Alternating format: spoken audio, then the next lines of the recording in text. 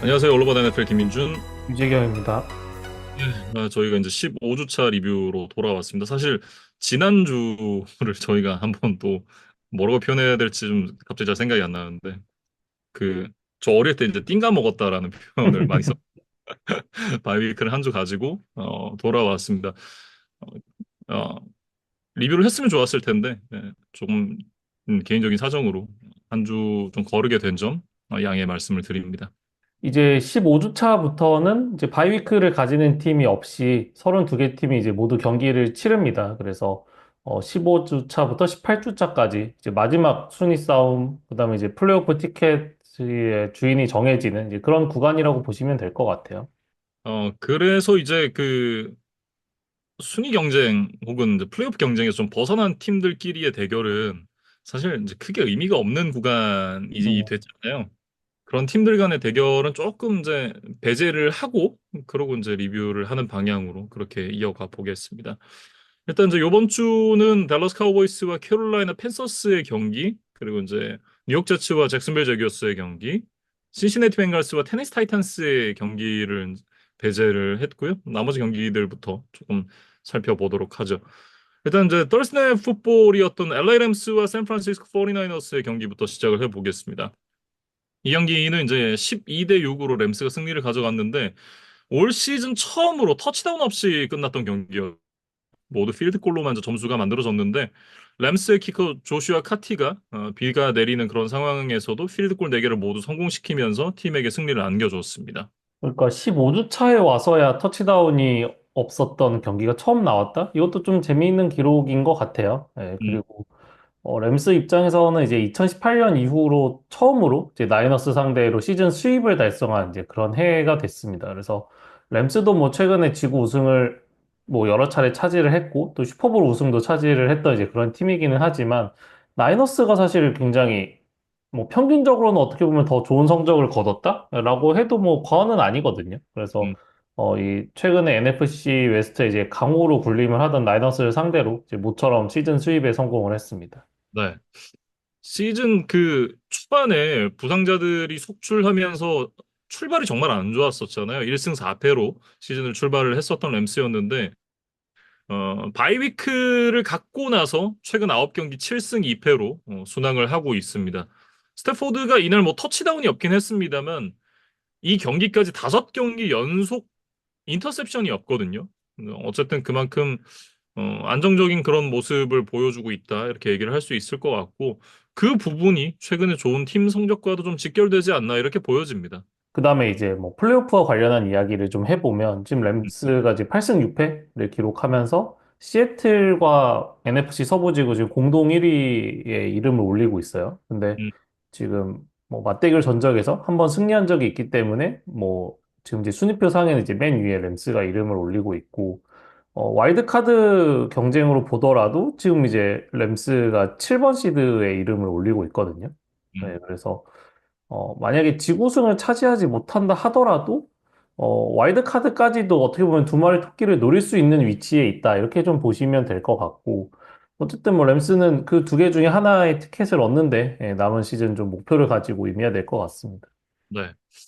나이너스 같은 경우에는 원래도 이제 그 가능성 자체가 높지 않았었는데 이날 패배를 하면서 사실상 좀 호흡기를 뗐다 이렇게 좀 얘기를 해야 될 것 같고 그러니까 전반적으로 돌이켜봤을 때는 올 시즌 부상자가 너무 많았었죠. 돌아가면서 이제 주축 선수들이 계속해서 부상을 당하다 보니까 어, 뭐 성적이 좋게 나오긴 좀 어렵지 않았나라는 생각이 드는데 그러면서도 이제 최근 또 이제 5경기에서 1승 4패로 좀 부진한 모습을 보여주고 있기도 하고 어, 뭐 이날 공격도 토탈 야드가 191야드밖에 안 됐으니까 공격도 원활하지 않았었는데 수비 쪽에서도 좀 이슈가 있었죠. 뭐 이날 뭐 드래그린로우가 복귀를 하긴 했습니다만 디본드레 캠벨이 3쿼터 중간에 에이씨 나 안 할래 집에 간다 하고 갔어요. 진짜 그 안토니오 브라운 이후로 점점 많은 이런 사례들이 좀 발생을 하고 있는 것 같은데 일단 이제 나이너스 구단이 그 디본드레 캠벨에게 3경기 출장 정지를 때렸습니다. 이게 뭐냐? 지금 남은 시즌이 3경기잖아요. 음. 이제 우리 보지 말자라는 얘기인 거죠. 사실상 이제 결별을 했고 올 시즌까지가 이제 계약이었으니까 이제 결별을 하게 됐고 이게 뭐 존 린치 단장이나 그 카일 샤난 감독도 이 부분에 대한 비판을 당연히 했습니다만 동료들이 좀 배신감을 많이 느꼈었던 것 같아요. 특히나 올 시즌에 앞서도 말씀드렸습니다만 부상을 당했다가 돌아온 선수들, 그러니까 그 팀이 어려우니까 부상을 당했는데 팀의 부상자도 너무 많아서 내가 안 뛰면 안 될 것 같은 그런 분위기가 돼서 100% 컨디션이 아닌데 스냅 비중을 높여서 뛴 선수들도 많았고 부상을 입어서 쉬어야 되는데 쉬지도 못하고 계속 뛰고 이런 선수들도 많았었거든요. 그런 선수들이 많았던 팀에서 이런 모습을 보이는 선수가 있다? 동료들은 진짜 뚜껑 열릴만 하죠. 그리고 뭐 모든 팀들이 그렇긴 하겠습니다만 어쨌든 나이너스도 이번 시즌 분명히 우승을 생각하고 시즌을 출발했던 이 우승 후보 중에 하나였는데 지금 뭐 여러 가지 이슈들 때문에 뭐 성적이 잘 나오질 않고 결국에는 지금 플레이오프 탈락의 어떤 그런 쪽으로 지금 시즌이 흘러가고 있기 때문에 뭐 동료 선수들이 굉장히 좀 초조함이나 좀 뭐 절망감 이런 거를 좀 느끼고 있을 만한 시기란 말이에요. 근데 이제 그나마 내부에 있는 이제 인원들끼리 결속을 해도 지금 모자랄 판에 어떻게 보면 이런 이제 디본드레 캠벨 같은 좀 사고를 치는 선수가 발생을 하다 보니까 팀 분위기가 뭐 잡힐래야 잡힐 수가 없는 그런 상황이 좀 아닐까 싶습니다. 네. 뭐, 일단은 이제 산술적인 가능성, 보통 이제 우리 킹능성이라고 얘기를 하는데, 킹능성이 남아있는 상황에서 선수들이 또 최선을 다하겠지만, 구단과 이제 그 프런트 쪽에서는 내년을 위한 준비를 좀 해야 되지 않나라는 생각이 드는데, 이 사건을 계기로 또 뭐 선수들이 조금 더 단단하게 뭉치는 계기가 될 수 있지 않을까라는 생각도 당연히 갖고 있고, 이게 구단이 이런 사건들을 통해서 이 사건이 터졌을 때 어떤 선수가 어떻게 목소리를 내느냐, 어떻게 대처를 하느냐, 이런 부분들을 보면서 내년에 이 선수는 우리랑 같이 가야 되는 선수다. 쟤는 안 되겠네? 라고 이제 좀 그런 판단을 할 수 있는 기준이 하나 더 생기는 것 같아요. 음. 그런 기회를 잘 삼아서 내년 시즌 준비를 해야 되지 않을까 이런 생각을 해봅니다. 그리고 이제 다음 경기는 캔자스티 칩스와 클리블랜드 브라운스의 경기인데 21대 7로 칩스가 승리를 거뒀습니다. 네. 칩스가 이제 브라운스를 상대로 손쉽게 승리를 거두면서 4연승 행진을 이어갔습니다. 그리고 이제 이번 주에 라이언스가 패배를 하면서 리그 32개 팀 중에 가장 좋은 성적을 현재 기록을 하고 있죠. 1패를 기록하고 있는 팀은 지금 이제 칩스밖에 없다. 이렇게 보시면 될 것 같고 음, 뭐, 워낙 이제 객관적인 전력 차가 있었던 두 팀의 대결이기 때문에 사실 상대적으로 좀 약팀? 업셋을 노려야 하는 브라운스의 입장에서는 뭐 여러 가지 요소들이 복합적으로 작용을 해야겠죠. 일단 근데 턴오버 싸움에서 이제 절대 밀려서는 안 된다. 어떤 강팀에게 그런 모멘텀을 주고 기회를 줘서는 안 된다라는 것이 이제 항상 중요하다고 생각을 하는데 프랑스가 이날 무려 6개의 턴오버를 범하면서 무너졌습니다. 그러니까 뭐 음, 6개의 턴오버라면 사실 뭐 비슷한 전력의 팀이라 하더라도 사실 이기기가 굉장히 어려운 수치죠. 근데 뭐 가뜩이나 강팀인 칩스를 상대로 6개 턴오버를 했다는 거는 뭐 좀 스스로 이길 자격이 좀 없었다 이런 생각이 들고 어떻게 보면 그렇게 많은 턴오버를 범했음에도 불구하고 16점 차밖에 지지 않았다는 것이 어떻게 보면 좀 다행이다라는 생각이 들 정도예요. 1쿼터부터 사실 이제 펀트 리턴 과정에서 펌블이 나왔고 그 칩스에게 손쉬운 이제 선취점 기회를 내줬었던 브라운스였는데 이날 또 윈스턴이 이제 인터셉션 3개를 던져서 또 그 윈스턴 다운 모습을 보여줬고 이날 닉첩도 이제 턴오버가 여러 개 있었죠. 그러면서 이제 경기를 원활하게 좀 풀어가기가 어려웠다라고 얘기를 해야 될 것 같아요. 뭐 결국 이제 브라운스는 경기 막판에 이 윈스턴을 벤치로 내리고 이 도리안 톰슨 로빈슨이 젊은 선수에게 뭐 남은 기회를 좀 줬었거든요. 음, 그리고 지금 이제 16주차 경기를 앞둔 시점에서 아예 선발 쿼터백도 지금 교체를 하겠다 이런 기사가 났어요. 그래서 이 톰슨 로빈슨이 뭐 인터뷰를 통해서 자신이 브라운스의 어떤 장기적인 대안임을 뭐 증명하고 싶다, 뭐 자신이 있다, 뭐 이런 식의 지금 인터뷰를 하는 것도 기사가 올라왔던데 어쨌든 지금 뭐 자녀 시즌에 대한 뭐 성적이 지금 중요한 브라운스는 아니니까 어쨌든 드셔놨으니 여전히 리스크가 있는 가운데 우리가 좀 내부에서 새로운 대안을 찾을 수 있을까? 이런 것들 좀 테스트하는 기간으로 활용을 하지 않을까 싶습니다. 사실 그런 각오나 이런 거를 뭐 갖고 있다는 건 저는 좋다고 생각을 하는데 그 이제 경기를 뛰기도 전부터 뭔가 그런 그 발표를 하고 이런 선수들이 잘 되는 경우를 많이 보질 못해서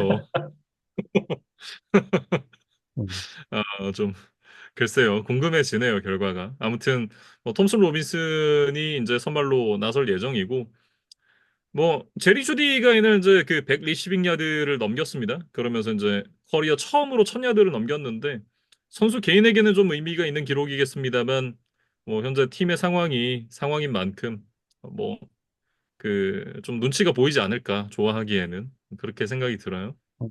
저희가 뭐 지난번에도 한번 말씀드렸지만 이제 개인 기록은 좋아졌는데 팀의 성적은 사실 덴버에 있을 때보다 지금 더 안 좋아졌기 때문에 차라리 덴버에 있었다면 뭐 나도 한번 플레이오프를 밟아보지 않았을까? 뭐 그런 생각도 아마 좀 하고 있지 않을까? 그런 생각이 들고 칩스 같은 경우는 이날도 뭐 사실 그렇게 시원한 공격력이 나오지는 않았어요. 근데 이제 결국에는 수비의 힘으로 시즌 13번째 승리를 거뒀고 사실 뭐 경기 내용이나 뭐 결과보다 더 중요했던 건 이제 마홈스의 부상 소식이었죠.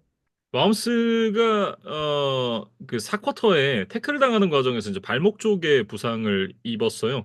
그러면서 이제 절뚝이면서 사이드라인으로 빠져나가는 모습이 있었는데 이게 딱 작년 모습 같죠? 작년에도 이제 시즌 후반부에 또 부상을 당하면서 사실 이제 100% 컨디션이 아닌 채로 포스트 시즌을 또 치르기도 했었는데 그 모습이 좀 재현되는 것 같다라는 느낌을 개인적으로 좀 받았었고 다행히 일단 큰 부상이 아니라 그래요.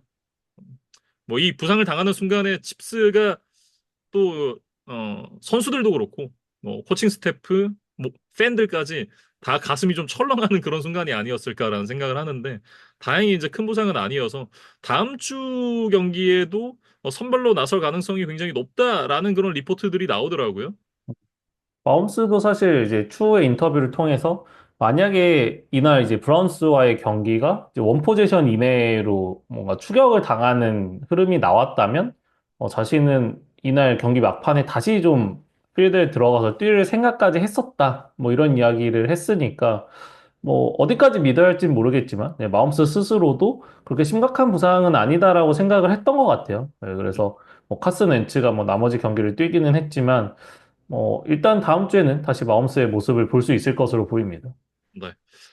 다음 경기로 넘어가 보도록 하죠. 마이애미 돌핀스와 휴스턴 텍산스의 경기인데 이 경기는 이제 20대 12로 텍산스가 승리를 가져갔습니다. 그러면서 이제 텍산스가 2년 연속 AFC 남부지구 우승을 차지를 하게 됐는데 정확하게는 이 경기에서 텍산스가 이기고 이제 콜츠가 나중에 지면서 확정이 됐죠. CJ 스트라우드가 뭐 지난 시즌 데뷔해였고 지금 이제 이번에 2년 차를 맡고 있는데 2년 연속 팀의 지구 우승을 안겨줬다는 거는 텍산스에게는 뭐 여전히 고무적인 소식입니다. 근데 이제 음, 지난 시즌만큼의 어떤 센세이셔널한 모습이 약간 시즌 중반으로 넘어오면서 좀 다소 좀 뭐 사라져가고 있긴 하거든요. 뭐 리시버들의 부상 이런 것들이 겹치면서 스트라우드의 어떤 퍼포먼스도 작년 많지는 못하다라는 생각이 들어요. 네, 네, 그래서 어쨌든 뭐 일단 지구 우승이라는 1차 목표는 달성을 했으니까 이제 플레이오프에서 조금 더 경기력을 가다듬어서 팀이 원하는 또 팬들이 원하는 어떤 목표까지 좀 도달할 수 있을지 그런 것들에 대한 점검이 좀 필요해 보이는 시기입니다. 네.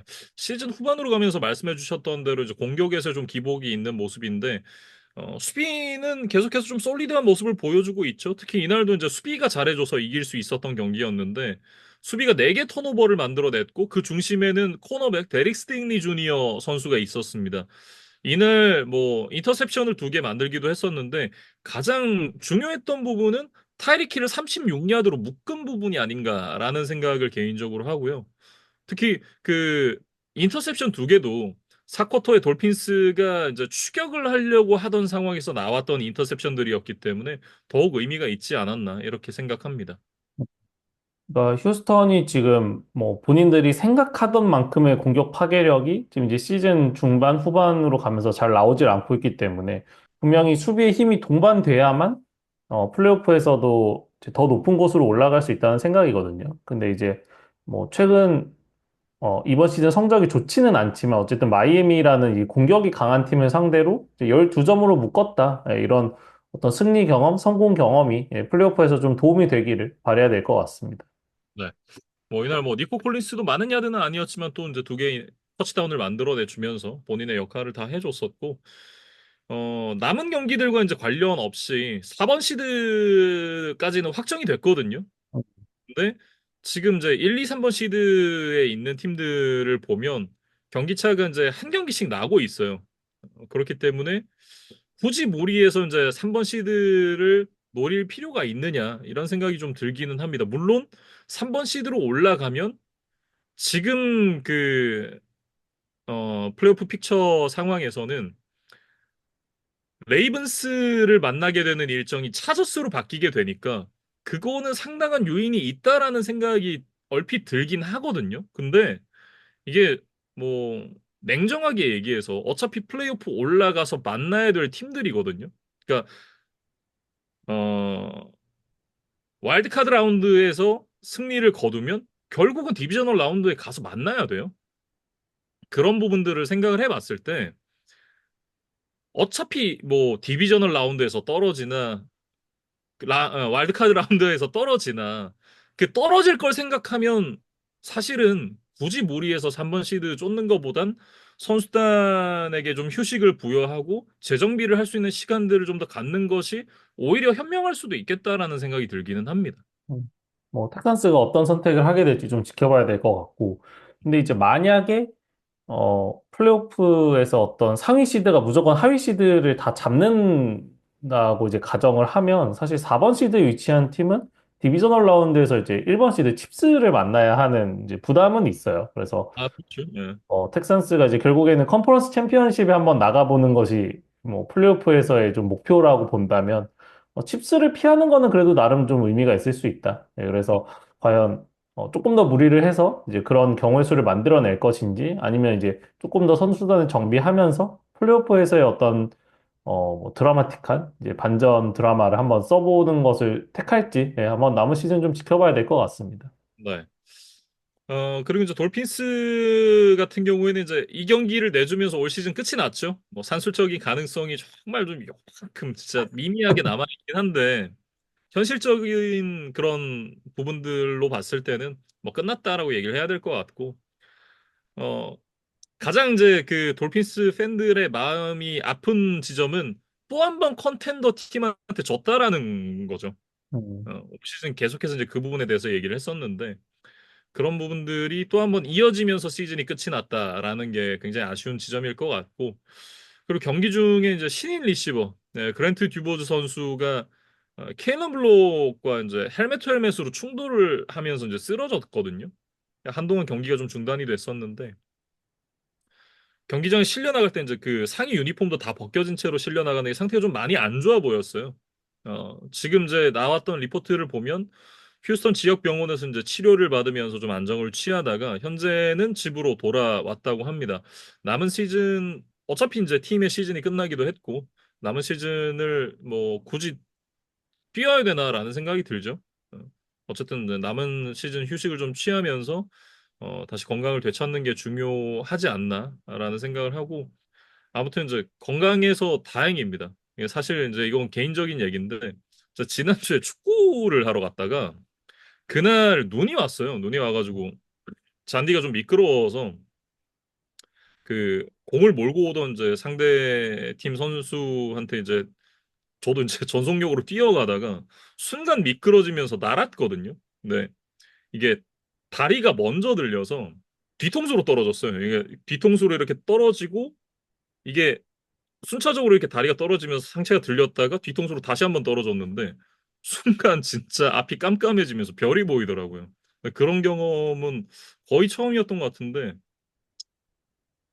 근데 그러고 나서 저도 약간 회복하는데 시간이 꽤 걸렸었고 이게 그런 경험을 한번 해보고 나니까 저는 그래도 미끄러지면서 이게 그 전속력으로 뛰긴 했지만 미끄러지면서 이렇게 그 온전한 그 방향으로 저의 힘이 다 실리지 않았는데도 그 정도였는데 이날 이제 그 듀보즈 선수가 뛰어갈 때 그 전속력으로 뛰어가고 있는데 와가지고 이렇게 헬멧과 헬멧끼리 부딪히면서 진짜 이 굉장한 강한 충격으로 부딪힌 거잖아요.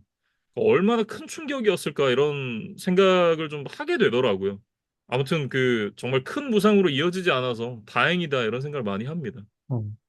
뭐 모든 선수가 어쨌든 부상 없이 뭐 시즌을 치르기를 항상 바라지만 뭐 불가피하게 이제 경기 중에 부상은 늘 일어납니다. 근데 어떤 부상을 당할 만한 상황에서 어떤 식으로 뭐 선수들이 자신의 몸을 좀 보호하고 그다음에 이제 음, 부상이 벌어졌을 때 뭐 사후 대처라던가 뭐 응급 의료 시스템 이런 것들이 이제 잘 작동을 해야 선수들이 정말 뭐 선수 생명의 위기까지 가지 않는 그런 식으로 이제 잘 마무리가 될 수 있지 않을까 싶고 어쨌든 뭐 남은 시즌 그다음에 플레이오프까지도 또 큰 이런 부상 없이 잘 마무리되기를 또 바라겠습니다. 네. 아무튼 이제 마이애미도 좀 다음 시즌을 준비를 해야 되는 그런 타이밍이 됐는데 진짜 그 투아에 대한 고민은 계속될 것 같아요. 이게 그 투아의 연장 계약이 올해부터 시작이거든요. 사실 지난 시즌에 이제 그 유일하게 풀타임 시즌을 치렀고 나머지 시즌들 보면 한 번도 풀타임 그러니까 전 경기를 출장한 적이 없어요. 다 뭐 13경기, 뭐 14경기, 뭐 10경기 막 이런 수준인데 지금 사실 선수단의 퀄리티라던가 어 이런 부분들을 좀 생각을 해보면 최소 플레이오프는 나가야 되는 팀이라고 저는 생각을 하거든요. 못해도 경쟁은 해야 되는 팀이라고 생각을 하는데 지금 5할이 넘는 팀들 상대로 그러니까 승리를 못하는 부분이 가장 좀 크리티컬하지 않나라는 생각이 들고 그리고 뭐 지난 시즌 풀타임 뛰긴 했습니다만 올해 또 부상이 있었던 부분 이런 부분도 역시나 이제 좀 치명적인 부분인 것 같고 상당히 큰 금액으로 연장 계약을 맺었는데 그걸 또 많은 비중을 보장 금액으로 주다 보니까 울며 겨자 먹기로 일단 몇 년 써야 되거든요. 네.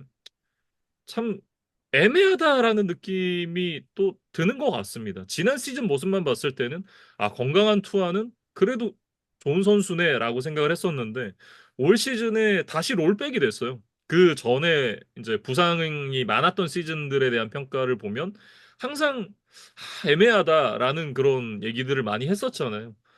투아에 대한 저의 평가는 다시 그런 식으로 롤백이 된 것 같습니다. 음. 그래서 뭐 시즌을 뭐 결산하는 단계에서 뭐 여러 팀들에 대한 리뷰를 해볼 수 있겠지만 어쨌든 마이애미도 기대에 비해서는 성과가 나오지 않았던 팀으로 약간 실망스러웠던 팀으로 좀 분류가 되지 않을까. 네, 이번 시즌을 돌이켜보면 저도 그런 생각이 듭니다. 네. 다음으로 넘어가 보겠습니다. 워싱턴 커맨더스와 뉴올리언스 세인츠의 맞대결에서 20대 19로 워싱턴 커맨더스가 승리를 가져갔습니다. 커맨더스가 경기 막판에 역전 위기를 탈출하면서 일단은 이제 플레이오프 막차인 7번 시드를 지켜내는데 성공을 했습니다. 뭐 상대의 어떤 주전 쿼터백을 포함해서 이제 공격진에 워낙 많은 부상자들이 있었고 또 음, 실제로 워싱턴이 3쿼터 중반까지만 하더라도 17대 0으로 앞서가고 있었기 때문에 뭐 결국에는 낙승을 거두지 않겠느냐고 예상을 했었지만 이제 그때부터 세인츠의 좀 매서운 반격에 굉장히 흔들렸고 4쿼터 투미닛 워닝에 사실 승부의 쐐기를 박을 수 있는 이제 필드골 기회를 스스로 놓치면서 또 상대에게 어떤 반격의 여지를 좀 주고 말았던 것도 원인이었던 것 같아요. 그래서 네. 사실 경기 종료 직전에 이제 포스터 모로에게 터치다운을 허용하면서 한 점 차까지 이제 쫓겼는데 여기서 음, 이제 세인츠가 엑스트라 포인트를 통해서 뭐 연장을 가는 것보다는 그냥 여기서 어떻게든 이제 승부를 보겠다는 이제 승부수를 던졌죠. 그런데 이제 커맨더스가 그 마지막의 마지막 순간에는 이 상대의 노림수, 승부수를 잘 막아내면서 어쨌든 한 점차 승리를 지켜낼 수가 있었습니다. 사실 이제 제이든 데니얼스가 이날 굉장히 좀 쉽지 않은 경기를 했어요. 데뷔 이후에 한 경기 최다 세긴 8개의 색을 얻어맞았거든요. 어, 근데 그 과정에서도 인터셉션을 던지지 않았던 부분. 그러니까 최근 세 경기에서 모두 인터셉션이 있었는데 인터셉션을 던지지 않았던 부분이 그나마 좀 이제 고무적이다라고 얘기를 해야 될 것 같고 첫 번째 터치다운을 하는 과정에서 이제 그 밸런스를 잃고 넘어졌었는데 다시 침착하게 일어나서 터치다운 패스로 연결시키는 장면도 개인적으로 좀 인상적이었습니다. 음. 그래서 어쨌든 뭐 시즌 초반에 좀 벌어놨던 것들을 지금 대부분 까먹은 커맨더스이기 때문에 음, 플레이오프 진출을 위해서는 지금 매 경기 전력을 다해야 하는 상황입니다. 근데 이제 다음 주에 지구 선두인 이글스와의 좀 부담스러운 경기가 남아 있어요. 그래서 이글스도 지금 컨퍼런스 1번 시드에 대한 가능성이 여전히 남아 있기 때문에 아마도 전력을 다해서 또 커맨더스를 상대를 할 것으로 보이거든요. 그래서 네. 커맨더스가 이날 이 이글스와의 경기를 어떻게 넘어갈 수 있는지, 만약에 여기서 승리를 거둘 수 있다면, 뭐, 최소 플레이오프 진출은 확정을 지을 수 있지 않을까? 네, 그런 생각이 듭니다. 음. 세인츠 같은 경우에는 이제 주전 쿼터백 데리카 선수가 지난 경기에서 왼손에 골절상을 입었죠. 그러면서 이제 시즌 아웃이 유력한 그런 상황인데 사실 뭐 자녀 시즌에 뭐 선수들이 이제 동기부여를 가질 만한 그런 포인트들을 다 잃었다고 얘기를 해야겠죠. 뭐 이날 경기를 통해서 아직 뭐 산술적으로 가능성이 남아있긴 합니다만 그건 정말 그 수학적인 가능성이고 뭐 사실상 이제 끝났다라고 얘기를 하는 게 맞는 상황이기 때문에 뭐 지금 이제 그 데리카 선수가 나설 수가 없으니까 강제로 좀 젊은 쿼터백들, 세컨 스트링, 서드 스트링 이런 선수들을 좀 체크를 해볼 수 있는 그런 그 기회가 됐는데 이날 이제 그 제이크 해너가 먼저 좀 기회를 받았었거든요. 근데 전반전에 무득점에 그치면서 실망스러운 그런 경기력을 보여줬고 후반에 이제 스펜서 레틀러가 나오면서 이제 공격이 좀 살아났던 부분 이런 부분들이 세인츠에게는 나름의 성과가 아닌가 그런 생각을 합니다. 그래서 일단 이날 레틀러가 조금 더 가능성 있는 모습을 보였기 때문에 아마도 16주차 경기에는 레틀러가 먼저 기회를 받지 않을까라는 생각이 들거든요. 네, 음, 그래서 세인츠 팬들 입장에서는 크게 지금 경기를 볼 이유를 찾기 만약에 어려우시다면 이 스펜서 레틀러의 가능성을 한번 타진해보는 네, 그런 계기로 이번 16주차 경기를 한번 지켜보시면 어떨까 싶습니다. 다음 경기는 볼티모 레이븐스와 뉴욕 자이언츠의 경기입니다. 35대 14. 우리가 생각하던 그 정도의 점수 격차가 났던 경기였습니다. 뭐 어떤 팀이 이겼는지는 굳이 얘기를 안 해도 되지 않나라는 생각을 좀 하는데 뭐 스코어도 그렇고 뭐 볼티모어의 승리도 그렇고 경기 내용도 그렇고 다 그 예상 가능한 범위 내에 있던 그런 경기였어요.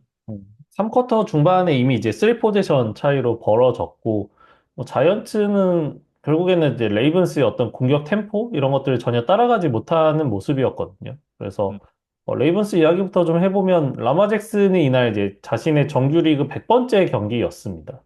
근데 이제 경기 초반에 펌블 턴오버가 하나 있기는 했지만 그 이후로는 거의 뭐 터치다운 머신처럼 뭐 계속해서 터치다운 패스들을 연결하면서 5개의 패싱 터치다운을 기록을 했거든요. 근데 이게 자신의 한 경기 최다 기록 타이고 벌써 라마 잭슨이 한 경기 5개 터치다운을 기록한 게 커리어 6번째 있는 일이라고 하더라고요.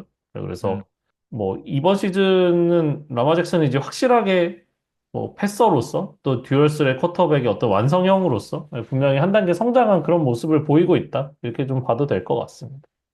그래서 저는 이제 라마 잭슨 선수가 참 대단하다고 생각이 드는 게 저희가 처음 데뷔할 때만 하더라도 발 원툴이다 이런 얘기 많이 했었잖아요.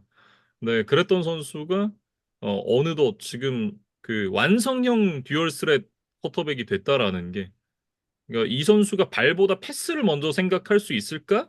이런 생각들을 많이 했었는데 그걸 실제로 해내고 있다라는 게 참 대단한 것 같습니다.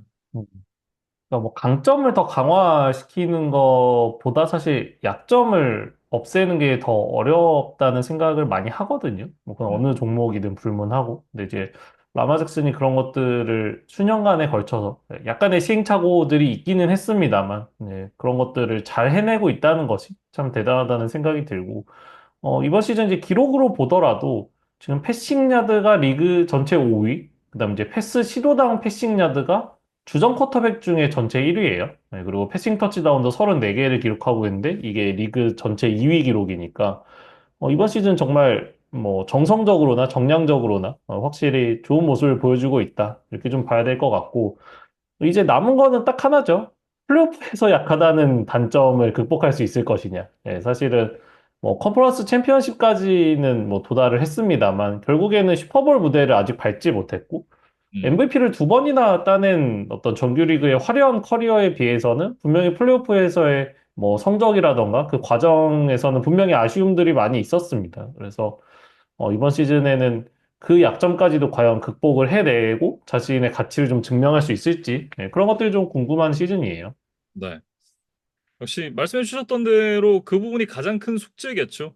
결국은 이제 우승을 해야 어, 그런 어떤 새가슴이라는 그런 타이틀을 좀 버릴 수 있지 않을까라는 생각이 좀 드는데 마지막 남겨진 숙제가 아닌가라는 생각을 하고요. 라마 잭슨이 그 앞서 이 경기가 이제 100번째 경기였다라는 얘기를 해주셨었는데 자이언츠는 올 시즌이 프랜차이즈 100주년을 맞는 아주 기념비적인 해입니다. 시즌 프리뷰 때 저희가 뭐 이 팀의 어떤 그 펀더멘털이라던가 이런 부분에 대해서 좋은 평가를 하진 않았었죠. 근데 이 정도까지 안 좋을 거라고는 생각하진 않았었거든요. 네. 근데 뭐 여러 악재들이 좀 겹치면서 굉장히 좀 어려운 시즌을 보내고 있죠. 뭐 쿼터백만 봐도 그 데니얼 존스 이미 방출됐고 드류락도 지금 부상으로 못 나오고 토미 드비토가 이날 선발로 나왔었는데 전반에 이제 컨커션이 오면서 이제 경기장에서 이탈을 했죠. 그러면서 팀 보일 그 네 번째 쿼터백이 나와가지고 이제 경기를 마무리를 했는데 이런 것만 봐도 뭐 지금 자이언츠의 구단 상황이 얼마나 좋지 않은가 이런 부분들이 좀 단적으로 드러나지 않나 생각합니다. 그 팀볼 같은 경우에는 이제 시즌 중에 프랙티스 스쿼드로 이제 급하게 데려왔던 선수인데 이 선수까지 뭐 필드에 나서야 될 정도로 자이언츠의 쿼터백진이 정말 뭐 여러 내홍을 좀 겪고 있다 이렇게 좀 봐야 될 것 같고 이날까지 패하면서 지금 구단 역사상 최다 연패인 9연패와 타이를 이루게 됐습니다. 그래서 1976 시즌에 한 번 9연패를 했고, 또 2003, 2004 시즌을 걸쳐서 한 번 더, 그다음에 2019년에도 9연패가 있었어요. 그래서 구단의 100년 역사상 지금 네 번째 그 9연패 구간을 지나가고 있는데, 만약에 다음 주 펠컨스와의 원정 경기까지 내준다면, 뭐 불명예 쪽으로 해서 이제 프랜차이즈 신기록을 세우게 되는 셈이거든요. 그래서 현재 로스터 상황에서는 사실 이렇다 할 해결책이 보이지는 않는데 과연 뭐 자이언츠가 어떤 해법을 가지고 구단 역사상 그 최다 연패인 10연패를 좀 막아설 수 있을 것인가 이런 것들을 좀 지켜봐야 될 것 같습니다. 다만 지금의 그 팀의 상황을 놓고 봤을 때는 그 불명예 기록이 세워질 가능성이 훨씬 좀 높지 않나 이렇게 보여지는 것이 사실입니다. 좀 안타까운 사실이죠. 다음 경기로 넘어가 보겠습니다. 뉴잉글랜드 페이트리어츠와 애리조나 카디널스의 경기인데 30대 17로 카디널스가 승리를 가져갔습니다.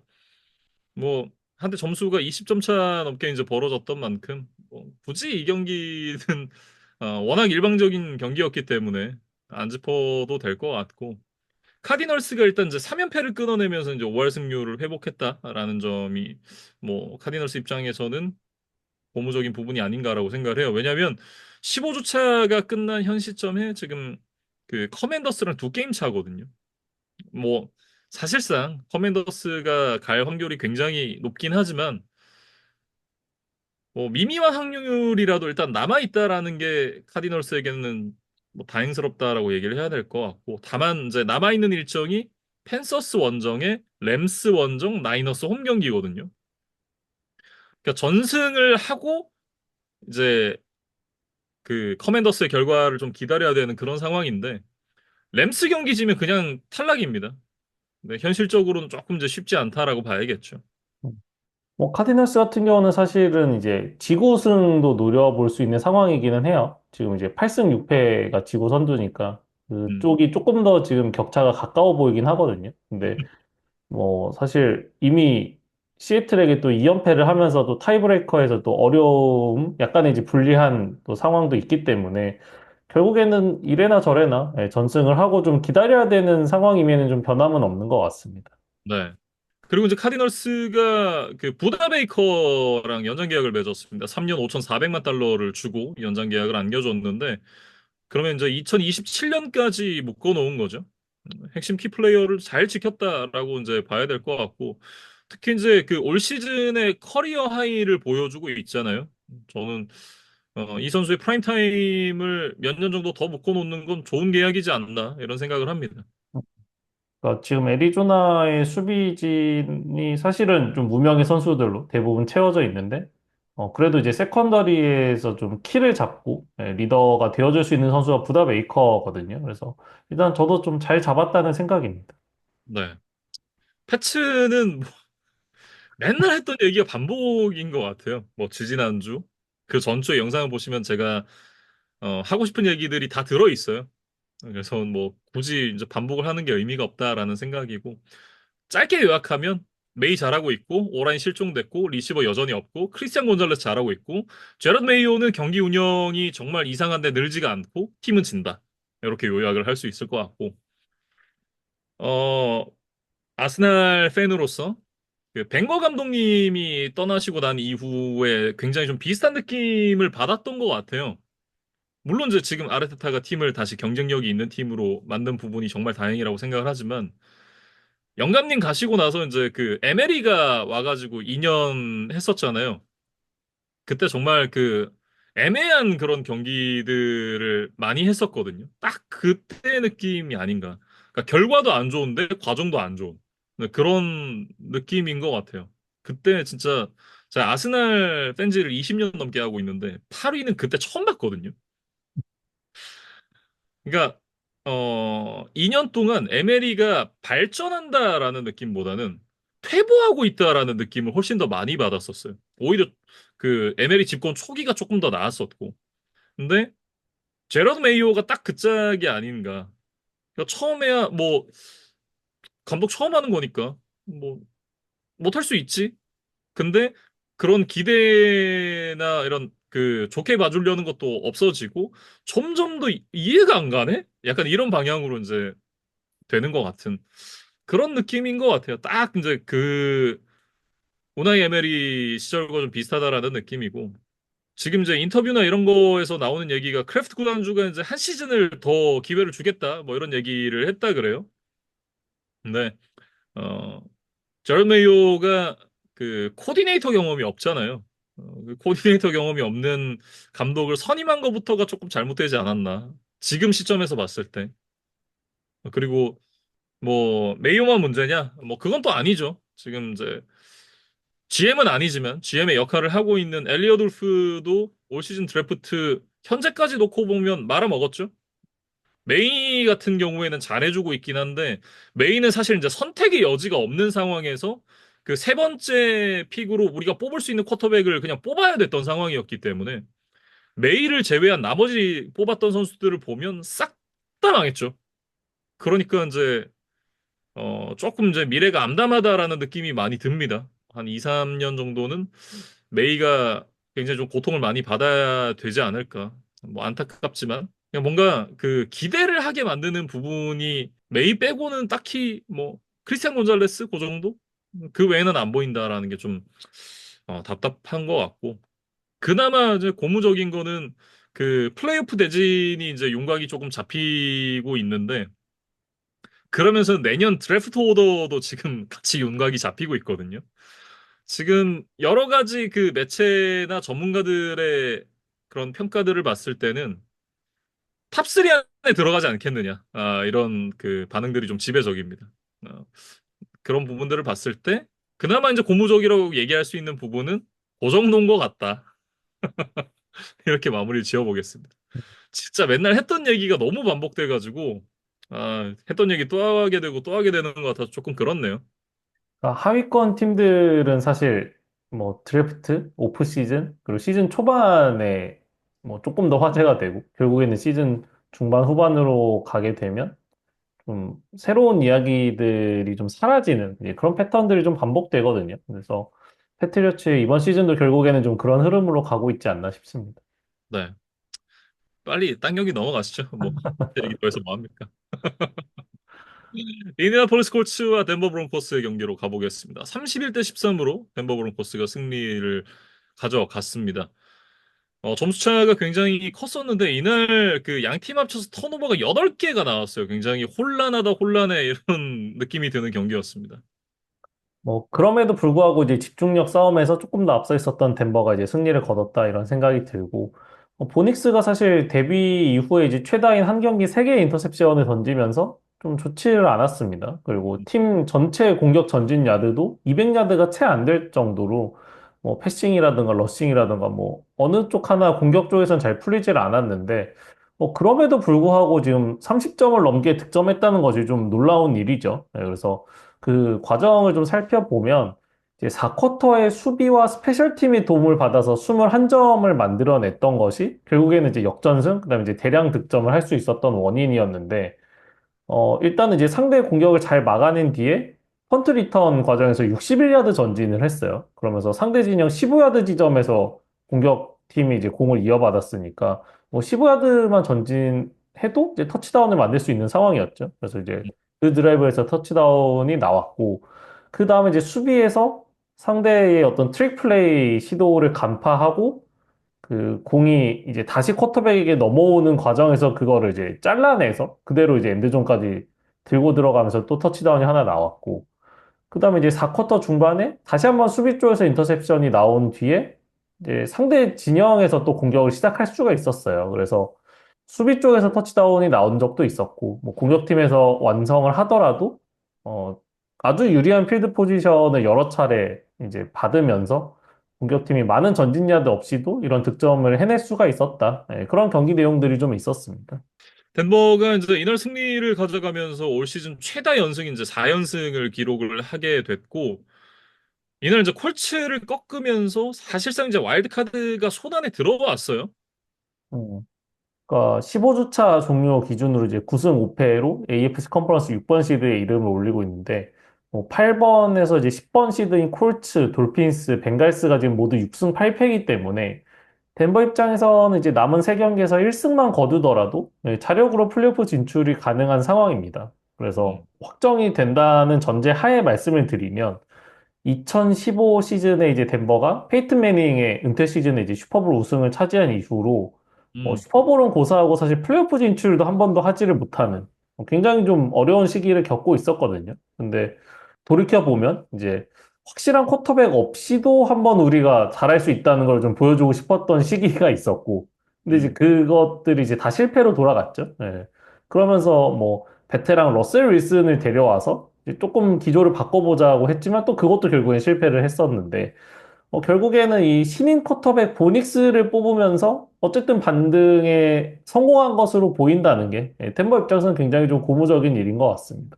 반면 이제 콜츠 같은 경우에는 이날 경기를 갖고 갔다면 글쎄요, 마지막 한 자리를 놓고 좀 싸워볼 수 있는 그런 포지션으로 갔을 텐데 그러지 못했던 게 굉장히 뼈아프게 느껴질 것 같다라는 생각이에요. 특히나 5개 턴오버를 허용을 했던 부분 이런 부분들이 물론 이제 본인들의 잘못이지만 그 가장 그 중에서도 뼈아픈 부분은 그 조나단 테일러의 터치다운이 취소됐던 부분이었거든요. 음.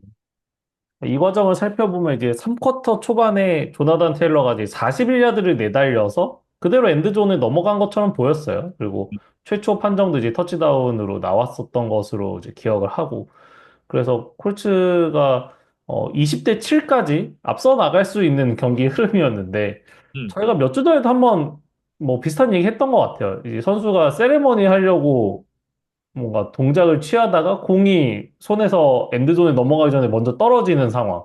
네, 이것이 또 반복이 되면서 뭐 결국엔 보네드 플레이라고 해야겠죠. 네, 뭐 이론의 여지가 네. 없고 결국엔 그 비디오 판독 결과 이제 테일러가 엔드존에 넘어가기 전에 공의 소유권을 잃어버린 것으로 판정이 되면서 이제 터치백 판정으로 최종적으로 번복이 됐습니다. 그러면서 득점은 취소되고 덴버의 공격권으로 이제 인정이 되는 이제 그런 상황이 있었는데 참, 뭐, 이 경기가 갖는 비중, 특히 콜츠에게 있어서 정말 중요한 뭐 시즌의 명운을 한번 걸고 했어야 하는 그런 경기였고 또 조나단 테일러라는 선수의 이름값과 연봉 이런 것들이 있잖아요. 그러니까 뭐 지금 폼이 아주 뭐 최상은 아니지만 네, 한때 리그 최고의 러닝백이었던 또 선수기도 하고 또 팀에서 많은 연봉을 받고 있는 그런 선수인데 절대 나와서는 안 되는 장면이 정말 중요한 순간에 그리고 정말 믿었던 선수에게 나왔다. 이렇게 좀 봐야 될 것 같습니다.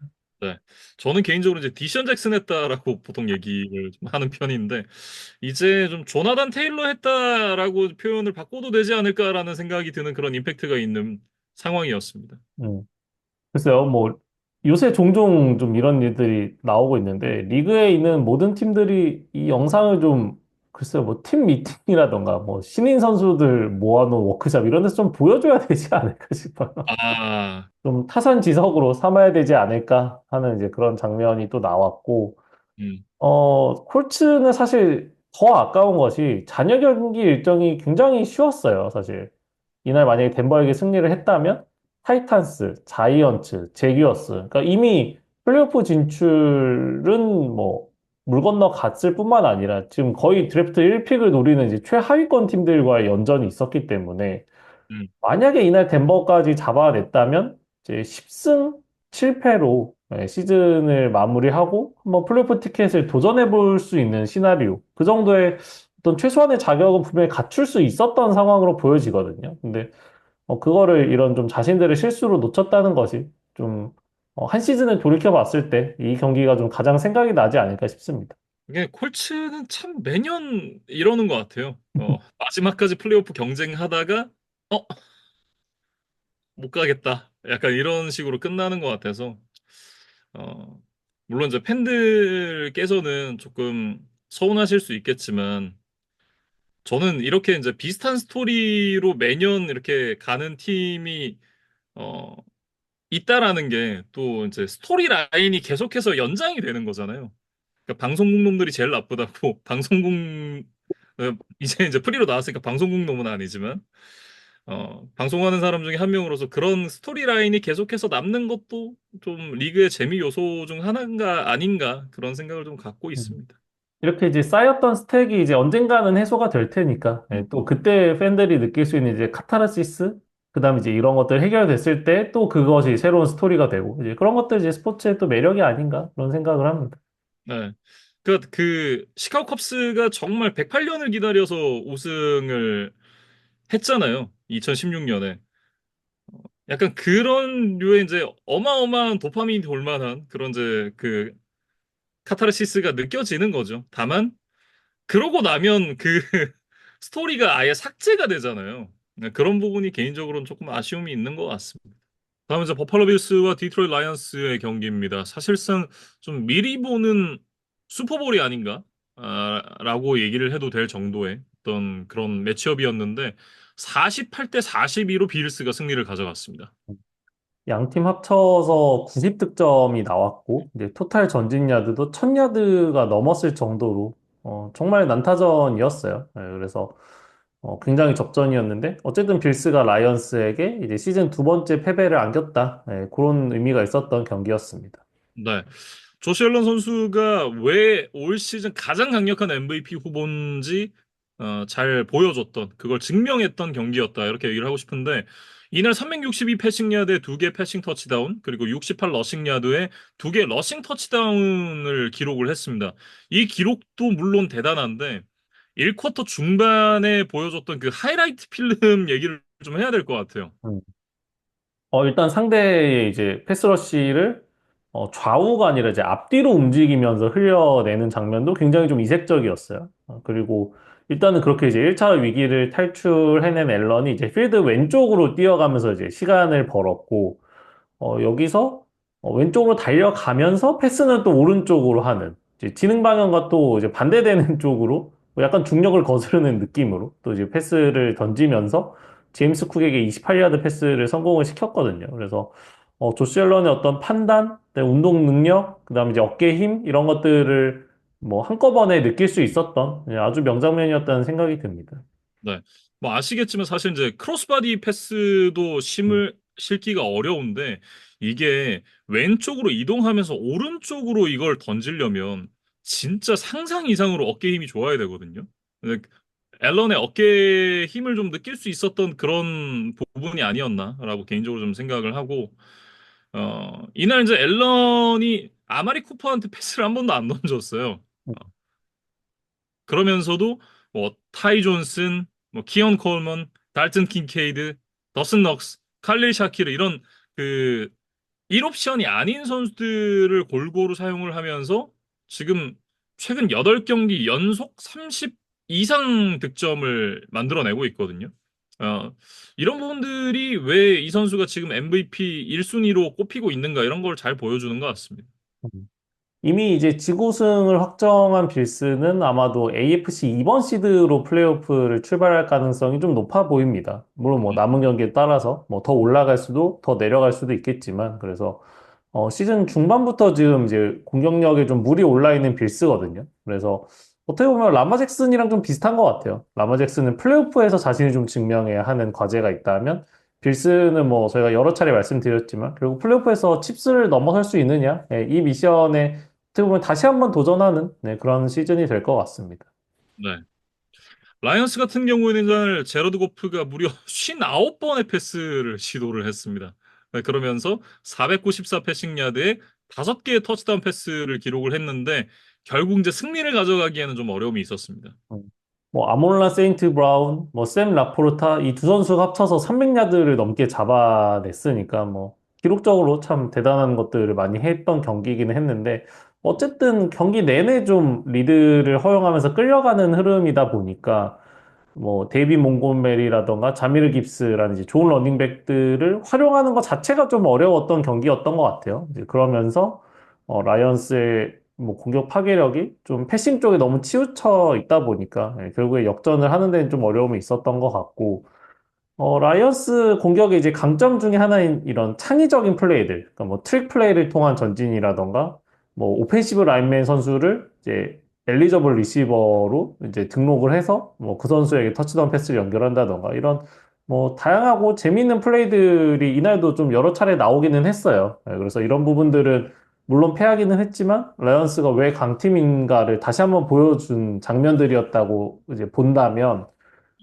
반대로 이제 좀 과감함을 넘어서 좀 무리한 승부수들을 던지는 이제 그런 장면이 사실 이날도 좀 나왔거든요. 그래서 이제 그 부분에 대해서 좀 이야기를 해보면 좋을 것 같습니다.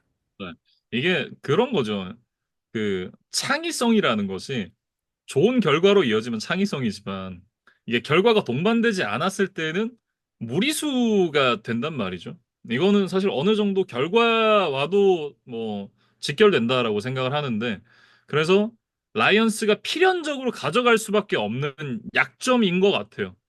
이게 우리가 뭔가 남들이 안 하는 걸 하고 창의적인 플레이를 해서 좋은 결과를 얻을 확률이 높다고 생각을 하니까 이걸 시도를 하지만 이게 뭐 늘 생각대로만 되는 건 아니잖아요. 그러다 보니까 좋은 결과, 그러니까 창의성이라는 그런 칭찬을 받을 만한 요소에 같이 붙어 있는 동전의 양면 같은 거인 거죠. 어쨌든 이게 그러다 보니까 이제 무리수가 한 번씩 나올 수밖에 없는데 이날도 글쎄요. 그 10점을 뒤져 있던 그 4쿼터 12분 정도 남겨둔 상황에서 온사이드 킥을 시도를 해요. 이걸 뭐 성공시키면 이건 느낌 있네가 되는 거지만 실패하면 결국 무리수인데가 될 수밖에 없는 그런 플레이였는데 물론 이제 그 성공을 했다면 좋았겠지만 이게 성공 확률에 대한 것도 생각을 해봐야 되잖아요. 그러니까 예전처럼 온사이드 킥을 기습적으로 시도를 해서 공격권을 가져갈 수 있는 시스템이 아니라 이제 그 룰이 바뀐 부분 때문에 우리 온사이드 킥 찰게 라고 고지를 해야 된단 말이죠. 그런 부분들 때문에 성공 확률이 눈에 띄게 낮아졌거든요. 근데 그런 부분을 좀 고려를 했을 때는 이거는 조금 안 하는 게 낫지 않았나. 그런 생각이 들긴 하죠. 그러니까 리턴 대비 리스크가 너무 컸다는 생각이 들고 사실 남은 시간이 뭐 충분했기 때문에 물론 뭐 수비가 지금 많은 실점을 허용하고 있기는 했지만 그래도 정상적인 수비를 해보는 것이 정말 결과론으로 말씀드리는 게 아니라 그 당시에도 조금 더 합리적인 판단은 아니었나? 그래서 만약 온사이드킥을 성공했다 하더라도 약간 좀 위험한, 무리한 플레이였다라고 아마 저는 좀 리뷰를 했을 것 같거든요. 근데 뭐 결과도 좋지를 않았기 때문에 결국 이래저래 뭐 성공적인 뭐 플레이는 아니었다는 생각이 들고 이게 사실은 이제 지난 시즌 그 플레이오프에서도 앞서고 있는 상황에서도 이제 계속해서 고오포릿을 하다가 뭐 공격권을 내주고 결국에 이제 역전을 허용했던 이제 그런 좀 아픈 역사가 있었단 말이죠. 그래서 플레이오프에서도 이 과감함 혹은 무리수 그 중간 어디에선가 라이언스가 선을 잘 타야만 지난 시즌의 어떤 실패를 반복하지 않고 자신들이 원하는 슈퍼볼 진출 혹은 그 이상의 우승? 그런 것들 좀 노려볼 수 있지 않을까라는 생각이 듭니다. 뭐 어쨌든 이날 패배를 하면서 이제 그 이글스, 바이킹스랑 동률이 됐어요. 지금 세 팀이 모두 12승 2패를 기록을 하고 있는데 재밌는 건 지금 라이언스가 마지막 주차에 바이킹스랑 맞대결이 남아 있거든요. 근데 그 경기를 만약에 지면 지금 뭐 컨퍼런스 1번 시드는커녕 지금 지구 우승마저도 뺏길 수 있는 그런 상황이기 때문에 지금 라이언스가 뭐 남은 한 경기 한 경기 다 중요하지만 특히나 시즌 막판에 있는 바이킹스와의 경기가 가장 중요하다. 이렇게 말씀을 드려야 될 것 같습니다. 뭐 남은 경기를 다 이기면서 뭐 1번 시드를 지켜낼 수 있다면 뭐 일주간의 이제 휴식을 뭐 취하면서 뭐 팀을 재정비하고 이제 플레이오프에서도 이제 뭐 홈게임들을 계속 치르면서 좀 유리한 고지를 점령을 할 수 있겠지만 만약 이제 안 좋은 쪽으로 이제 생각을 해보면 어쨌든 정규리그 지금 마지막 주차까지 거의 풀 전력을 가동을 해야 될 것으로 보이는 상황에서 만약 이 경기를 패하면서 휴식 없이 바로 와일드카드 라운드를 치러야 한다? 그러면 팀 분위기라던가 여러 뭐 면에서 좀 안 좋은 영향들을 받으면서 업셋을 허용할 가능성도 좀 있어 보인다는 생각이 들거든요. 그래서 아, 라이언스가 지금 이번 시즌 정말 잘해 온 것과는 별개로 예, 남은 세 경기에서도 집중력을 잃어서는 좀 곤란하다. 예, 정말 자신들이 목표한 것을 이루려면 지금 이제 거의 다 온 시점에서 지금부터 뭐 마지막 뭐 1승 1승이 중요하다는 생각으로 끝까지 전력 투구를 좀 다 해야 될 것 같습니다. 네. 다음 경기는 이제 템파베이 버커니어스와 LA 차저스의 경기인데요. 40대 14로 템파베이 버커니어스가 승리를 가져갔습니다. 템파베이가 지금 이제 리그 최고의 디펜스로 꼽히고 있던 이 차저스 수비를 상대로 40점을 폭발시켰다는 것이 굉장히 인상적인 경기였어요. 그래서 차저스의 이제 수비 기록을 살펴보면 이번 시즌 레이븐스에게 내줬던 30실점이 한 경기 최다 실점이었고 20점 이상 상대에게 내준 것도 레이븐스전을 포함하더라도 3경기밖에 되지 않을 정도로 시즌 내내 짠물 수비를 좀 자랑을 하고 있었던 팀이었거든요. 근데 그런 팀을 상대로 벅스가 40점을 냈다? 이거는 뭐 40점 그 자체도 대단하지만 분명히 더 가산점을 받아야 하는 아주 좋은 퍼포먼스가 있었습니다. 이날 이제 베이커 메이필드가 개인 통산 100번째 선발 출장 경기였는데 이날 288 패싱 야드에 4개 터치다운 패스를 기록을 하면서 맹활약을 펼쳤습니다. 그러니까 참 그 사람의 인생이 알 수 없다라는 생각이 드는 지점이 또 이런 지점인 것 같은데 램스에서 이제 스태포드의 백업으로 있을 때만 하더라도 과연 베이커 메이필드가 100번째 선발 경기를 치르는 날이 올까? 그런 생각들을 했을 것 같아요. 물론 이제 그런 생각들을 구체적으로 하진 않지만 베이커 메이필드가 NFL에서 이제 선발로 뛸 기회가 또 올까? 이런 생각들을 하게 되는 거죠. 근데 어느덧 그 100번째 경기를 그것도 그 램스의 홈구장이기도 한 소파이에서 치렀다라는 건 글쎄요. 아마 베이커 메이필드 본인에게도 굉장히 좀 그 이모셔널한 그런 모먼트가 아니었을까? 그런 생각을 해봅니다.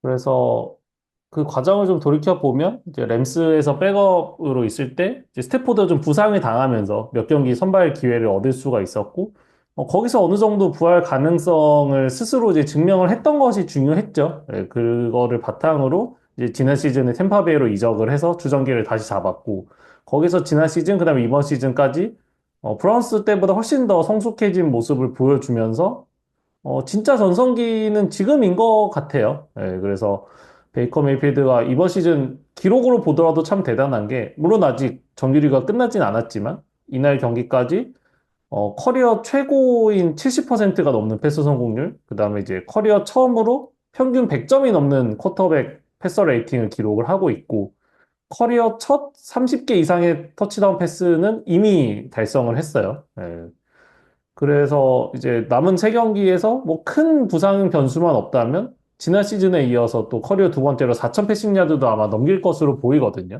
네, 그래서 돌이켜보면 뭐 마이크 에반스와 크리스 가딘이 없었던 시기도 꽤 상당 기간 있었던 것들을 뭐 감안을 해보면 메이필드가 참 이번 시즌 대단한 기록들을 써내려가고 있다. 이렇게 좀 인정을 해야 될 것 같습니다.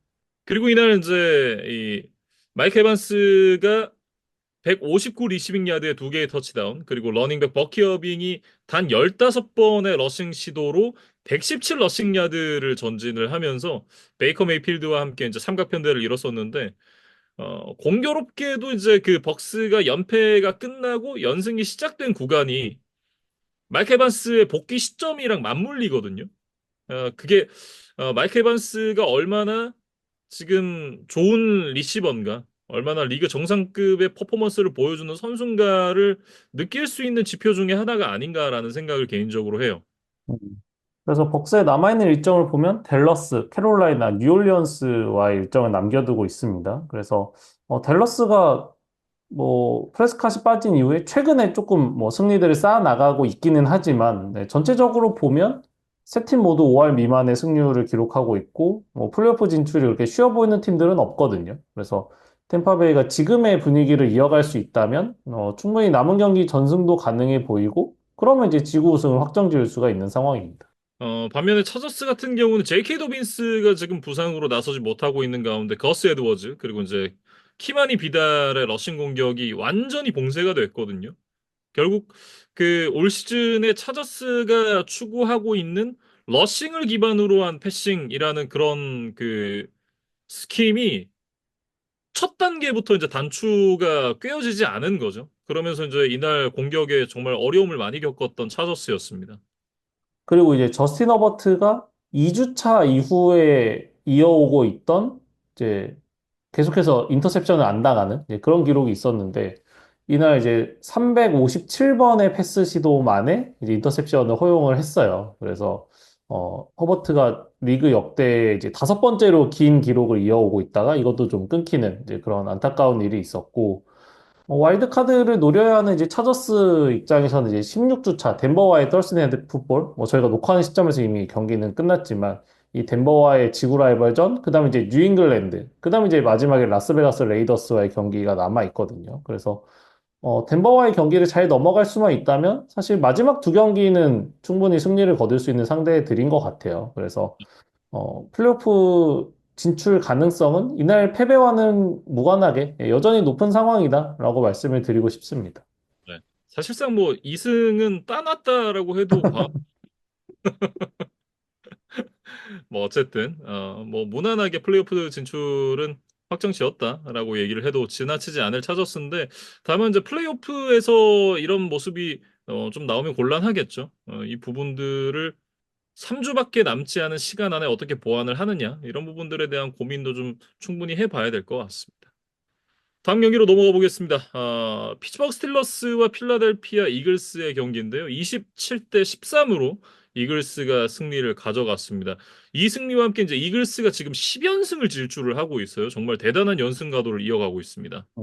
2승 2패로 뭐 시즌 초반 흐름이 아주 좋지는 않았지만 이제 그 이후로 10연승을 달리면서 지금 뭐 컨퍼런스 1위까지도 한번 노려보는 이제 그런 상황의 이글스이고 사실 이날은 이제 최근에 기세가 좋았던 세이컨 바클리가 다소 조용했음에도 불구하고 제일런 허츠의 패싱 게임으로 조금 더 경기를 잘 풀어갔다는 것 이런 부분들이 좀 고무적인 소식이 아니었나 싶습니다.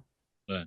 물론 뭐 허츠가 이날 펌블이 하나 있긴 했습니다만 뭐 이겼으니까 좀 해프닝으로 지나갈 수 있는 포인트가 아닌가라는 생각을 하고, 이날 디본타 스미스와 에이제이 브라운이 219야드에 2개 터치다운을 합작을 했습니다. 그러니까 그것도 딱 거의 반반이거든요.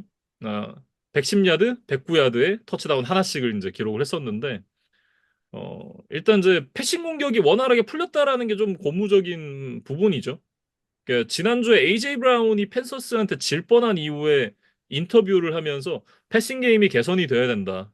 어떻게 개선을 해야 되냐? 그건 난 모르겠다. 이렇게 얘기를 해서 약간 좀 이제 팀 내에 불화가 있는 거 아니냐, 뭐 이런 얘기들이 좀 있었는데, 어쨌든 그 패싱 게임이 개선돼야 된다라고 얘기를 했던 포인트가 좀 효과가 있지 않았나라는 생각이 들긴 합니다. 그리고 이제 수비 쪽으로 좀 이야기를 넘어가 보면 사실 스틸러스도 이글스도 이제 다들 수비가 단단한 팀들이기 때문에 뭐 누가 더 상대 공격을 잘 막아낼 수 있을 것이냐 이런 것들도 좀 관전 포인트 중에 하나였다는 생각이거든요. 근데 음, 이글스가 이제 수비 쪽에서도 스틸러스보다 이날 더 좋은 퍼포먼스를 보이면서 아주 잘 막아냈고, 그러면서 이제 볼 점유 시간 같은 것도 이제 거의 2배 가까이 이글스가 점유를 하면서 뭐 과정과 결과 모두 이제 얻어갈 수가 있었습니다. 이게 저희가 지난주 녹화를 안 했으니까 지지난주였나요? 그 전주였는지 뭐 정확하게 기억은 안 나는데 이글스 리뷰를 하면서 바클리가 부진할 때 승리를 가져가는 플랜이 필요하다라고 얘기를 했던 기억이 나거든요.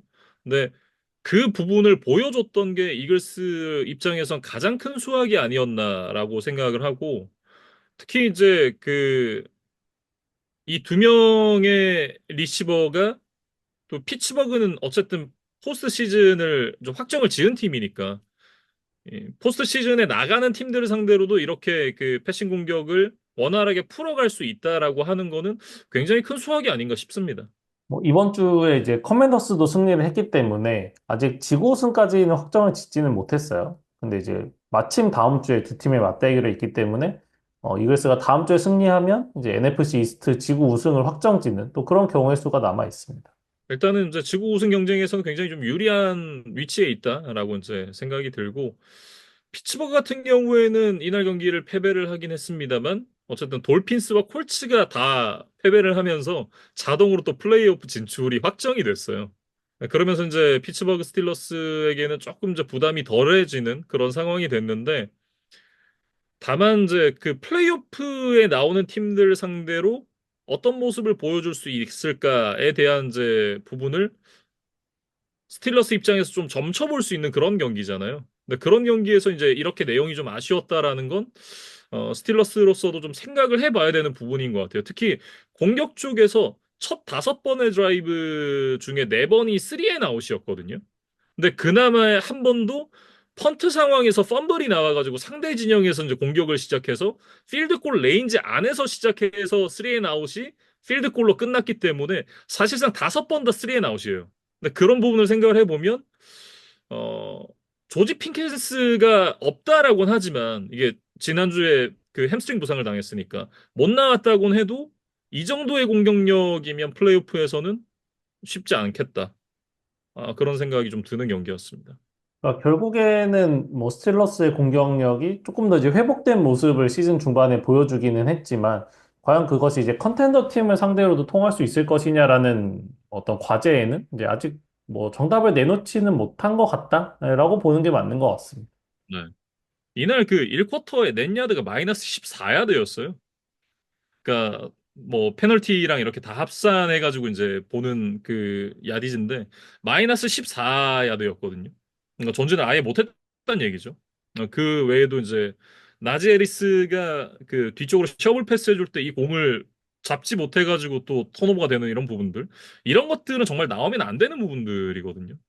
물론 이제 뭐 플리플리커 이런 부분들처럼 좋았던 부분들도 있긴 했습니다만 글쎄요. 좀 공격 쪽에서의 해법에 대해서 좀 많은 고민이 필요한 것 같다라는 생각이 들고 수비 쪽에서는 이제 문제가 발생을 했습니다. TJ 왓 선수가 발목 부상을 입었죠. 뭐 아주 큰 부상은 아니라고 하니까 다행인데 이게 시즌이 점점 끝나가는 상황에서 이런 그 자잘한 부상들이 나온다라는 건 불안 요소가 되거든요. 어쨌든 100% 컨디션이 아닌 상태로 포스트 시즌에 뛸 가능성이 높아지니까 그런 부분에 대해서는 또 하나의 이제 좀 불안 요소가 추가됐다. 이렇게 좀 볼 수 있을 것 같습니다. 그리고 이제 다음 주에 또 지구 우승의 향방을 이제 정할 만한 또 레이븐스와의 맞대결이 기다리고 있습니다. 그래서 시즌 1차전에서는 스틸러스가 뭐 2점 차 승리를 가져가기는 했는데 최근에 레이븐스가 또 다시 이제 폼을 좀 회복한 모습을 보여주고 있기 때문에 뭐 다음 주에도 또 이긴다라고 지금 자신 있게 이야기할 수 있는 상황은 아닌 것 같아요. 그래서 다음 주에 이기면 이제 지구 우승이 확정이 되는 아주 뭐 기분 좋은 시나리오도 있지만 패했을 때는 뭐 와일드카드까지 밀려날 각오를 또 해야 되는 상황이다. 이렇게 좀 정리를 하겠습니다. 다음 경기는 이제 썬데이 나잇 풋볼이었던 그린베이 패커스와 시애틀 시옥스의 경기입니다. 30대 13으로 그린베이 패커스가 승리를 가져갔는데 일단 패커스가 굉장히 좀 까다로운 그 시애틀 원정을 이겨냈습니다. 그러면서 이제 두 자릿수 승수를 달성을 했어요. 그러면서 플레이오프 진출 확정도 이제 거의 눈앞에 뒀다. 이렇게 좀 봐도 될 것 같고, 이날 패커스에서 이제 가장 뭐 수훈 선수라고 본다면 역시 이제 리시버 로미오 dob스 이야기를 좀 해야 될 것 같습니다. 사실 이번 시즌을 치르는 과정에서 이제 경기 중에 자신에게 좀 공이 많이 오지 않는다는 거에 대해서 좀 뭐 공개적으로 불만을 표출을 한다던가 그래서 뭐 훈련에 좀 불참을 한다던가 이제 그런 약간의 좀 팀플레이를 저해하는 뭐 그런 행동들을 하면서 뭐 구단 자체 출장 정지 징계도 받았었던 이제 그런 좀 로미오 dob스의 이번 시즌 행보가 있었거든요. 근데 이날은 사실은 뭐 자기에게 아주 많은 패스가 온 것은 아니었지만 5번의 패스 중에 이제 3번을 잡아냈고 이제 그 중에 2개가 터치다운 장면이었어요. 그래서 1쿼터에는 이제 조던 러브의 패스를 이어받아서 힘으로 상대 수비의 태클을 이겨내면서 그대로 엔드존으로 이제 밀고 들어가는 이제 그런 어떤 파워풀한 모습이 굉장히 또 인상적이었고 그다음에 이제 4쿼터에는 밸런스가 좀 무너진 상황에서 이제 쓰러지듯이 캐치를 해야 되는 뭐 그런 좀 어려운 캐치가 있었는데 앞에 상대 수비의 방해도 아주 타이트하게 있었고 근데 그런 것들을 이겨내고 집중력을 끝까지 유지하면서 또 승부의 쐐기를 박는 아주 멋진 리시빙 터치다운을 만들어냈었거든요. 그래서 로미오 dob스가 이날 좀 그 시즌 중에 있었던 그런 일들에 대해서 좀 숙제를 했던 경기였다. 이렇게 좀 정리를 하고 싶습니다. 네. 반면 시애틀 같은 경우에는 이제 그 연승 분위기가 끊어졌죠. 그러면서 이제 램스와 카디널스에게 추격을 허용을 하고 말았습니다. 이날 이제 뭐 1쿼터부터 2개 터치다운을 허용하면서 계속해서 이제 끌려가는 그런 흐름이긴 했습니다만 3쿼터에 이제 지노 스미스가 빠진 게 좀 결정적이었거든요. 이날 지노 스미스가 이제 무릎 부상을 당하면서 경기에서 교체가 됐었는데 뭐 샘 하웰이 들어와서 이제 지노 스미스의 자리를 대체를 하긴 했습니다만 뭐 경기의 결과를 바꿀 수 있는 그런 퍼포먼스는 또 아니었습니다. 그리고 이제 이날 또 주전 러닝백이었던 케니스 워커도 이미 인액티브에 오르면서 또 경기에 나서지 못했기 때문에 이 지노 스미스의 이탈이 조금 더 이제 뼈아팠던 시애틀이었고 스미스나 이 워커의 부상이 이제 장기화된다면 이제 남아있는 시즌에 좀 뭐 큰 악재가 생길 뻔한 시애틀이었는데 일단은 다음 주 바이킹스와의 경기에 두 선수 모두 일단은 나설 것으로 보인다라는 기사는 있었거든요. 그래서 시애틀이 이날 패배는 굉장히 뼈아팠지만 어쨌든 뭐 주축 선수들이 이제 복귀를 또 할 예정이니까 다음 주에 다시 좀 달려봐야 될 것 같습니다. 다음은 이제 머데이 나잇 풋볼 첫 번째 경기였던 시카고 베어스와 미네소타 바이킹스의 경기입니다. 30대 12로 바이킹스가 승리를 가져갔고 뭐 모두가 예상할 수 있었던 내용과 결과였죠. 그러면서 바이킹스가 플레이오프 진출을 확정을 지었습니다. 다만 글쎄요, 이제 경기 내용 자체는 아주 좋았다라고 얘기하기는 좀 어려웠던 것 같아요. 양 팀 합쳐서 이제 페널티가 19개나 나왔으니까 뭐 그로 인해서 서로 한 150야드 정도씩 뭐 전진하고 후퇴하고 뭐 이런 것들 이제 반복을 했어요. 그래서 굉장히 좀 뭐 정돈되어 있지 않은 경기였다. 예, 그리고 바이킹스가 이날 뭐 승리를 하기는 했지만 샘 다놀드의 경기력이 썩 좋지는 않았다. 이런 것들이 좀 남은 시즌 그다음에 이제 플레이오프에 대한 좀 고민거리가 될 것 같습니다. 네. 물론 이제 그 프로텍션의 문제도 없진 않죠. 다만 이제 다놀드가 부진한 것도 맞다라고 얘기를 해야 될 것 같은데, 그나마 이제 미네소타 바이킹스 쪽에서 긍정적인 부분이었던 건, 다놀드의 비중을 줄이고 러싱의 비중을 높였던 그런 부분들이 또 이제 경기 후반에 좋은 결과로 이어지지 않았나. 그렇게 빠르게 이제 변화를 줬던 부분은 좋았다라고 얘기를 해야 될 것 같고요. 그리고 이제 수비 쪽에서의 활약이 굉장히 좋았었죠. 특히 이제 서드다운 상황에서 상대를 막아내는 게 특히 눈에 띄었었는데 이날 12번의 서드다운 컨버전 상황에서 단 한 번밖에 컨버전을 허용을 하지 않았습니다. 그러니까 수비가 이렇게 솔리드한 모습을 계속해서 보여주니까 공격에서 이제 업앤다운이 있어도 바이킹스가 좋은 성적을 낼 수 있지 않나 이런 생각을 좀 해봅니다. 그래서 뭐 앞서 뭐 나이너스나 뭐 돌핀스 이야기를 할 때 뭐 시즌 전 기대보다 굉장히 좀 실망스러웠던 결과를 받아들일 가능성이 높은 팀들로 이야기를 했다면 사실 시즌 전 예상보다 훨씬 그 기대치를 초과해서 좋은 성적을 내고 있는 팀 중에 하나가 바이킹스가 아닌가 싶습니다. 그래서 지금 워낙 좋은 성적을 내고 있다 보니까 이제 플레이오프에서도 더 욕심이 나기는 하겠지만 설령 플레이오프에서의 결과가 좋지 않다 하더라도 바이킹스 이번 시즌은 무조건 대성공이라고 좀 봐야 될 것 같아요. 네. 그리고 이제 그 바이킹스 출신의 뭐 뉴잉글랜드 페이트리어츠에서도 뛰기도 했었던 홀 오브 페이머. 랜디 모스가 이제 암투병을 하고 있다는 소식이 전해졌어요. 그러면서 이제 ESPN 애널리스트 자리를 이제 좀 비우게 됐는데 췌장 근처에 있는 그 담관에서 암이 발견이 돼가지고 현재 투병을 하고 있다고 합니다. 이날 이제 저스틴 제퍼슨이 1쿼터에 터치다운을 하고 나서 We love you, Randy. It's for you라고 이제 얘기를 하는 그런 모습도 있었는데 경기 끝나고 나서 이제 그 저스틴 제퍼슨 선수가 얘기를 하기를 랜디 모스가 이제 저의 어릴 적 영웅이었다. 모스의 영향을 받아 지금 이 자리에 와 있다라고 이제 얘기를 할 정도로 어, 그 랜디 모스에 대한 리스펙을 또 표현을 했었고 그리고 이제 뭐 이날 경기 전에도 뭐 동료 선수들 그리고 팬들 뭐 랜디 모스의 유니폼을 입고 온 팬들도 굉장히 많았었고 이런 부분들이 이제 스포츠가 가져다 줄 수 있는 가장 큰 감동 중에 하나가 아닌가 이런 생각을 좀 해요. 랜디 보스의 좀 빠른 쾌유를 좀 저도 빌겠고 또 과거에 랜디 보스가 있었다면 또 지금 시대에 저스틴 제퍼슨이 있는 거잖아요. 그리고 이제 지금 제퍼슨의 활약을 보고 또 어린 선수들이 NFL의 어떤 스타가 되기를 또 꿈꾸고 또 열심히 뭐 훈련을 하고 경기를 할 것으로 보이기 때문에 그런 것들이 좀 대대로 이어지기를 또 바라보겠습니다. 네. 베어스 같은 경우에는 이제 지금 8연패에 빠졌습니다. 이 경기까지 패배를 하면서 8연패가 됐고, 뭐 코칭 스태프를 갈아치웠으니까 사실상 리빌딩인 상황에서 지금 리빌딩이라는 단어가 주는 그런 어떤 그 부정적인 그런 느낌들이 있잖아요. 좋지 않은 팀 내 분위기, 그러니까 좋지 않은 현재 팀 상황 이런 것들이 그 단어 안에 좀 담겨 있다라는 생각이 드는데 원래도 이제 좋지 않았던 상황에서 그 레프트 태클 브렉스턴 존스가 경기 당일에 이제 컨커션 증세로 빠지게 됐습니다.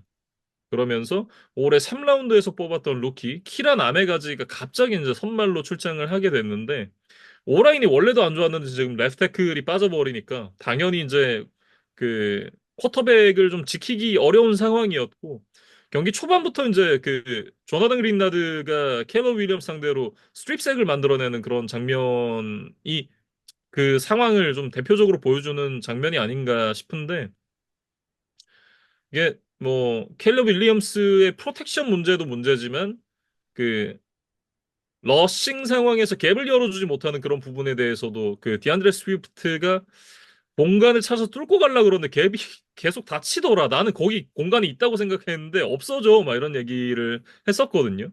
어, 결국 지금 쿼터백 캘럽 윌리엄스의 어떤 성장도 좀 중요한 부분이겠습니다만 내년 시즌을 좀 생각을 한다면 오라인 쪽에 투자를 더 해야 되는 것이 아닌가. 뭐 이렇게 좀 보여집니다.